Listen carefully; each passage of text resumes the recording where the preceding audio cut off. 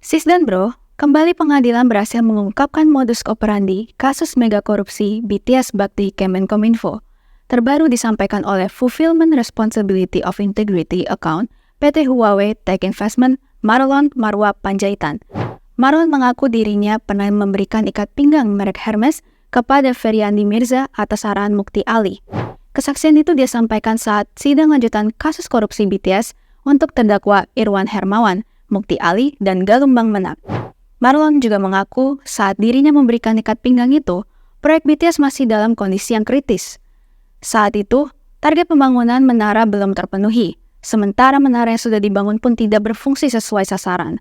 Jadi jelas, dari pengakuan itu, sangat mudah kita simpulkan bahwa pemberian ikat pinggang Hermes itu bagian dari gratifikasi agar ketidakberesan proyek BTS itu bisa ditutupi. Pintarnya pelaku, aksi itu dia lakukan dengan menggunakan tangan orang lain. Sis dan bro, korupsi terjadi kalau kedua belah pihak sepakat untuk melakukan penyimpangan itu. Kalau saja para pejabat Kominfo yang menangani proyek itu adalah orang-orang yang baik dan bukan orang-orang yang rakus, niscaya penyimpangan itu tidak akan terjadi. Semewah apapun barang atau sebanyak apapun uang yang diberikan, tidak akan dia terima. Justru sebaliknya dia akan curiga. Kenapa dia diberi hadiah? Jangan-jangan ada masalah, jangan-jangan ada penyimpangan. Bahkan dari situ, si pejabat bisa langsung mengevaluasi pelaksanaan proyek itu. Tapi karena yang bertemu adalah pengusaha curang dan pejabat rakus, ibarat gembok ketemu kuncinya, maka persengkongkolan jahat justru yang terjadi.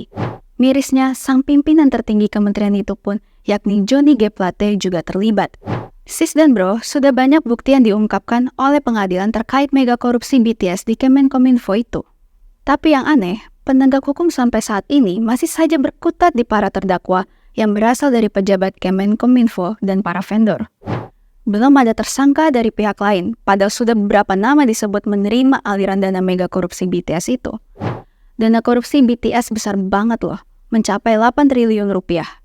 Jadi rasanya nggak mungkin hanya melibatkan pejabat Kemenkominfo dan para vendor. Lebih anehnya lagi, Komisi 1 DPR sebagai pengawas pelaksanaan APBN diam seribu bahasa. Seperti tak ada upaya agar kasus ini dibongkar sampai ke akar-akarnya.